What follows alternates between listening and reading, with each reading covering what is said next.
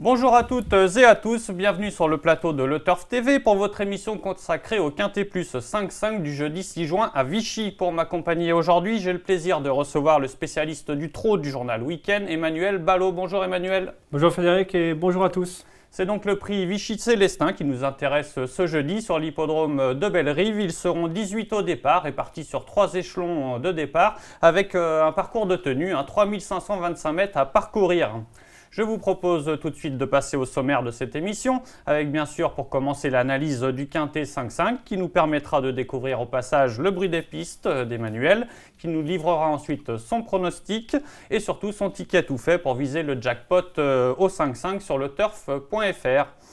Alors Emmanuel, on va débuter tout de suite par votre favorite. Il s'agit du numéro 12, Tornade du Dijon. Superbe lauréate d'une étape du GNT à la Capelle. Bon, elle reste sur une petite blague, on l'oublie.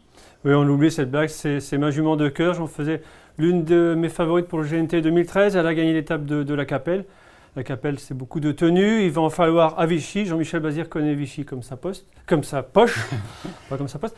L'étape du Trophée Vert, il faut évidemment l'oublier parce qu'elle courait très rapprochée. Elle n'a pas du tout fait sa valeur. Elle était battue au bout d'1 kilomètre. Ce n'était pas du tout la bonne Tornade du Dijon. Corde à droite, ça va le faire. Jean-Michel est très confiant. Il connaît Vichy par cœur.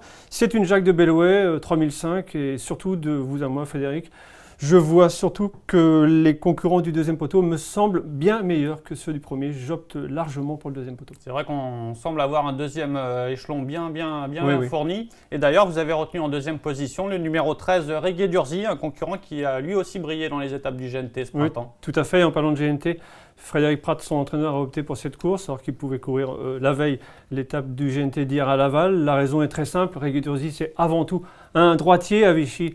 Les droitiers s'en sortent à merveille. Laval, on l'a vu hier, tant mieux pour Frédéric Prat qu'il ne l'ait pas couru cette étape parce que c'était une étape un peu de folie.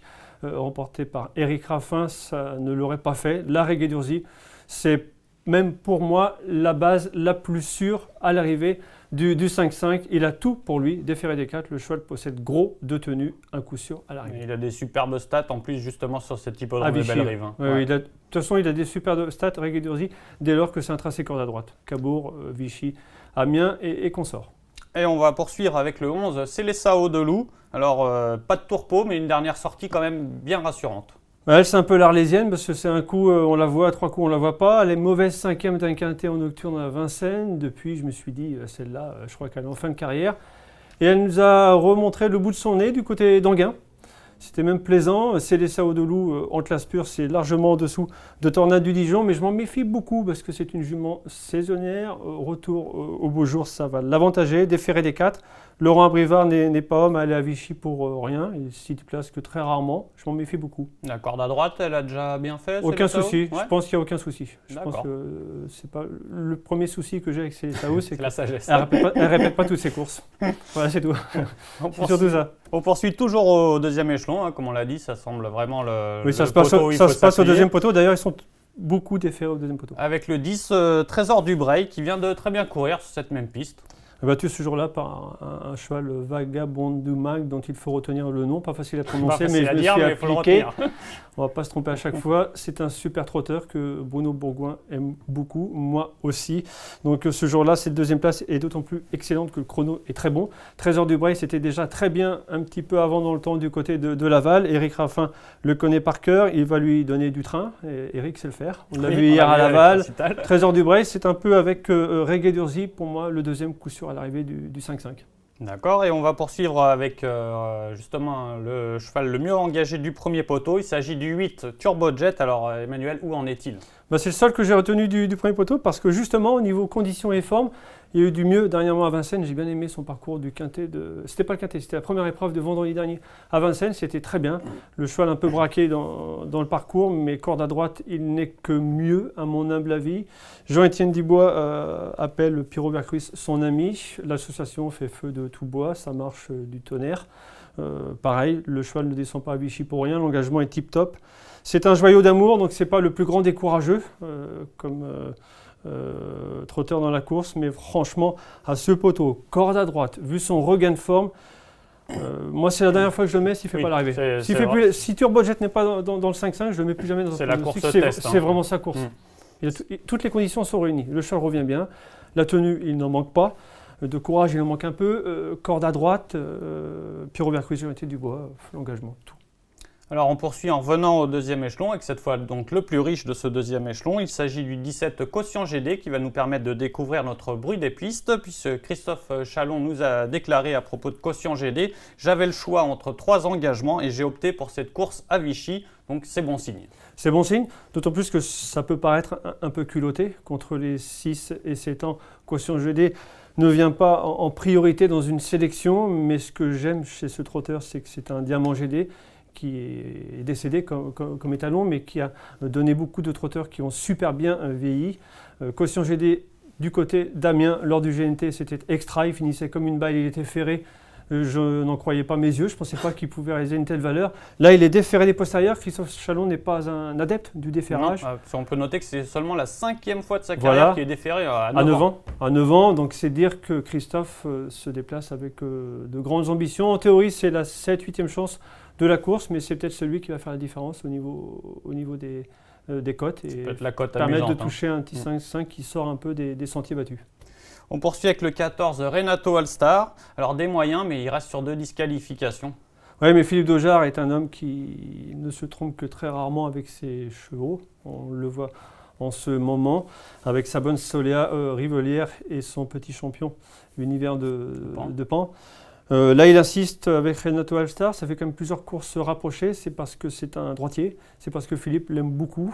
Il est misé sur la belle saison. Renato ne va pas aligner les dailles éternellement, il va se racheter. J'ai beaucoup aimé son parcours de Laval sur un tracé corde à gauche qui ne l'avantageait pas. Le cheval n'était pas au top de sa condition. Ce jour-là, il n'était pas loin de Trésor du Bray, finissant avec du gaz. Le bon Renato All-Star, s'il est sage, c'est très marrant. C'est peut-être une question un peu dans sa tête. Ouais, voilà, la dernière fois, moi, je le voyais comme un soleil. Et voilà. c'est vrai qu'il nous a quand même... Et là, on a plus tendance à l'oublier. Je vous invite justement à ne pas l'oublier, Renato. D'accord, donc on le conserve dans notre vaut mieux. sélection. Et vous avez terminé votre pronostic avec la benjamine de l'épreuve, le 16 Vera Piergi, donc à l'arrivée du critérium voilà. quand même. Oui, quand même. C'est ce qui explique que beaucoup de pronostiqueurs l'ont gardé en tête, pas moi.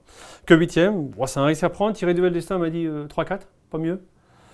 Mais c'est surtout le fait que, certes, placé de groupe 1, ce n'est pas rien, mais il y a quand même des guerriers dans la course. Tornade du Dijon, Reggae d'Urzy, très solide, droitier confirmé. Vera Piergi a surtout comme grande qualité, bon, elle n'est pas arrivée à 339 000 € de gains par hasard, mais d'être très brave, pratique, maniable, mais je ne suis pas sûr qu'elle soit suffisamment dure contre cela. Je la vois plus placée que gagnant. Voilà.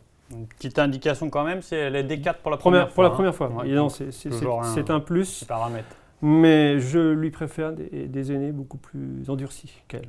D'accord, merci beaucoup Emmanuel. On va récapituler ce pronostic.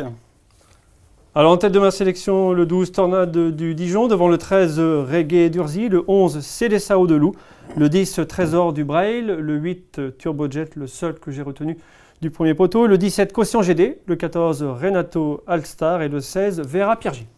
Alors il y a 14 550 € à décrocher au jackpot sur leturf.fr. Ça devient intéressant. Ça devient très intéressant. Qu'est-ce qu'on joue ? Si possible, la bonne combinaison pour le toucher, ce 5-5, je pense que c'est jouable en partant de 3 bases.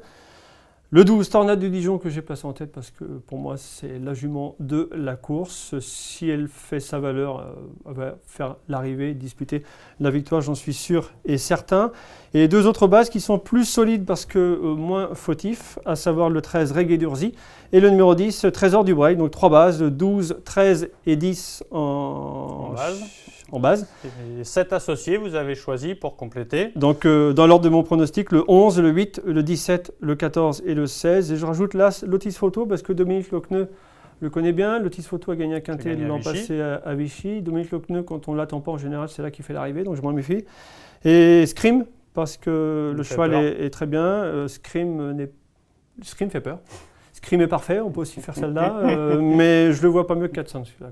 D'accord, donc on récapitule donc 3 bases, 7 associés, ça nous fait 21 € pour 1 € de mise de base. Si on veut réduire les mises, on peut bien sûr jouer à 50%, ça fait 10,50 €, donc c'est un tarif tout à fait raisonnable. Alors, je vous rappelle donc 14 550 € à décrocher au jackpot. Merci beaucoup Emmanuel pour toutes ces informations. À très bientôt sur ce plateau. C'est noté. Merci à vous de nous avoir suivis. Rendez-vous dès demain pour une nouvelle émission qui sera consacrée au Quintet Plus 5-5 de vendredi soir à Vincennes. En attendant, je vous souhaite de bons jeux sur le turf.fr. Au revoir. Au revoir.